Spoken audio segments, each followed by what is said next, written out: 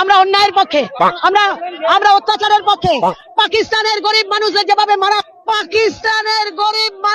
যেভাবে মারা হবে। বলে বাবলে ঠাকুমার পাকিস্তানের জন্য কষ্টে বুকটা ফেটে যাচ্ছে। ভারত সরকারের কাছে আমার একান্ত অনুরোধ, ঠাকুমাকে একটা স্পেশাল ড্রোনে করে ওখানে অসহায় মানুষজনদের কাছে নামিয়ে দিয়ে আসা হোক। ঠাকুমা ওখানে থেকে ওখানে অসহায় লোকজনদেরকে সেবা করবে।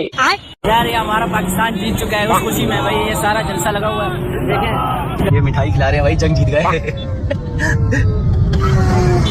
भाई आप देख सकते हो ये एमटीएम की रैली निकल रही है और ये मिठाई खिला रहे हैं, ये जंग जीतने की खुशी में खिला रहे हैं भाई, जंग जीतने की खुशी में। पाकिस्तान के हवाले से पाकिस्तान जिंदाबाद।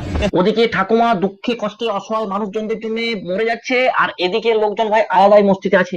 এখানে লোকজন বলছে আমরা যুদ্ধে জিতে গেছি।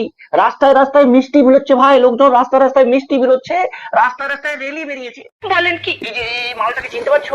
এই ভাই রেলি বের করেছে, পাকিস্তান যুদ্ধ জিতে গেছে বলে মানে ভাবা যায়। আচ্ছা আমাকে একটা কথা বলো, পাকিস্তানের লোকজনেরা বলছে ওরা নাকি যুদ্ধে জিতে গেছে, বাকি দুনিয়ার লোকজন বলছে ভারত যুদ্ধে জিতে গেছে। তাহলে আমার প্রশ্ন হচ্ছে, সবাই যদি জিতে গেছে তাহলে হেরেছেটা কি? চায়না?